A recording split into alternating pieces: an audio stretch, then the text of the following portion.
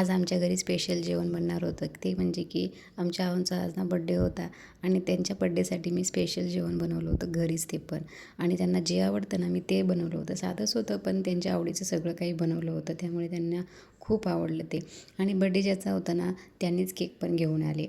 कारण आता बेकरी तर लांब आहे, मला तर जाणं काही शक्य नव्हतं, म्हणून हे दोघंच गेले होते बेकरीमध्ये केक आणायला. आणि शंभूला माहिती होतं ना की बड्डे आहे माझा किंवा पप्पाचा बड्डे आहे, तर लगेच तो म्हणतो की तुमचा बड्डे नाही आहे, माझा बड्डे आहे आणि मला केक आणायचा आणि चला लवकर केक खायचं आहे मला आणि केक पण कटिंग मलाच करायचं आहे, असं असतं त्याचं. म्हणून तो पण त्यांच्यासोबत गेलेला होता.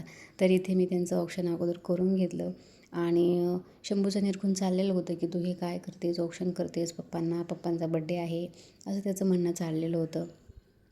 तर त्यांचं औक्षण झाल्यानंतर मीच त्यांचा आशीर्वाद घेतला की मला चांगला आशीर्वाद द्या म्हणून. आणि त्याचं ते पण चाललेलं होतं की तू हे काय करतेस, पप्पांचा पाया पडतेस का, हे ते त्याचे प्रश्न असतात भरपूर सारे. आणि मग इथं केक कटिंग करायला घेतलं, कारण यांना ना सुट्टी नव्हती, यांची सेकंड शिफ्ट होती आणि सुट्टी घ्या म्हटलं तर यांनी सुट्टी काही घेतली नाही, नको म्हटले सुट्टी कशाला उगाच घ्यायची. आणि मग घरीच आम्ही असं छोटंसं सेलिब्रेशन केलं. आणि असं काही नसतं की हॉटेलमध्येच जाऊन सेलिब्रेशन करावं वगैरे, तर आनंदाने आपण घरीही करू शकतो.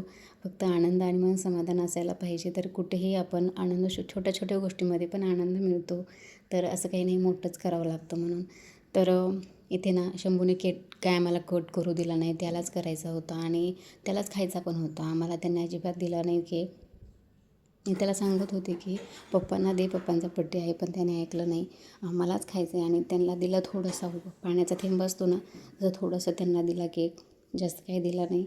आणि नको म्हणलं तुम्ही हात नका लावू अजिबात. आणि त्यांची स्पेशल थाळी आलेली होती, शीरखुर्मा, चपाती, वरण भात आणि तांदळाच्या पापड्या, की ज्यांना प्रचंड आवडतात, फार आवडतात. आणि हे बोलले की माझं जेवणाच्या अगोदर ताट बघूनच माझं तर अर्धं पोट भरलेलं आहे, तर एवढं छान बनवलेलं होतं आणि समाधानाने बनवलेलं होतं, तर छान वाटतं.